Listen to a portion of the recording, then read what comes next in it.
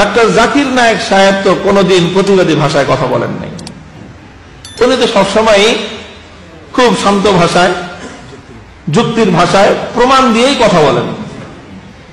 এবং তিনি একটা মিডিয়ার মাধ্যমে এবং বিভিন্ন প্রোগ্রামের মাধ্যমে সারা ভারত জুড়ে, সারা পৃথিবী জুড়ে অমুসলিমদের মধ্যে ইসলামের দাওয়াতের কাজ করেছেন। উনি যেহেতু দাওয়াতের কাজ করেছেন, এই জন্য ওনার ভাষা, ওনার বচন ভঙ্গি, ওনার কথা বলার ধরন সব দাওয়াতের। দাওয়াতের বিষয়টাই হলো মেডিসিন স্পেশালিস্ট। এতে কোনো সার্জন নাই, সার্জারি নাই। দাওয়াত মানেই হলো মেডিসিন দিয়ে যেভাবেই হোক তোমার রোগ দূর করবে, এটাই হলো দাওয়াত। তিনি একজন দায়ী, ডক্টর জাকির নায়েক সাহেব একজন দায়ী। এই জন্য তার ভাষা সব ওই মেডিসিন মার্কা। ভাষার মধ্যে কখনোই প্রতিবাদী ভাষা নাই, তেজস্বী ভাষা নাই। তার এই দাওয়াতের প্রক্রিয়ায় প্রভাবিত হয়ে সারা পৃথিবীতে ব্যাপকভাবে অমুসলিমদের মধ্যে ইসলামের বিস্তার লাভ শুরু হয়েছে।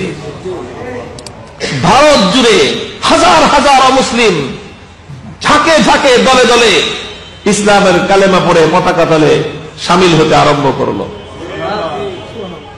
বলেন তো, ডাক্তার জাকির নায়েক সাহেব এখন কোথায় আছেন? ওনার বাড়ি তো ভারত। উনি ভারতে থাকেন নাই কেন?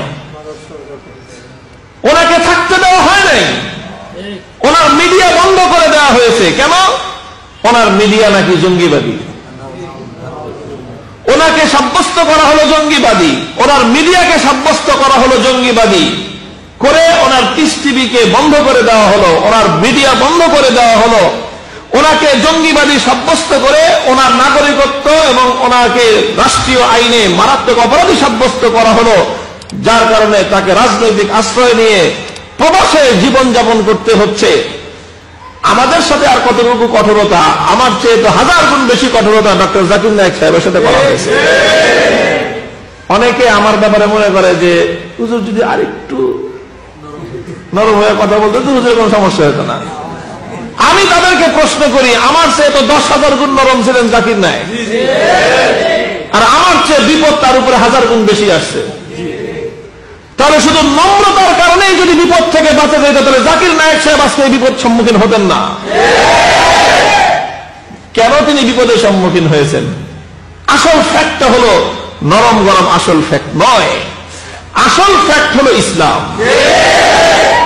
আসল কারণ হলো ইসলাম।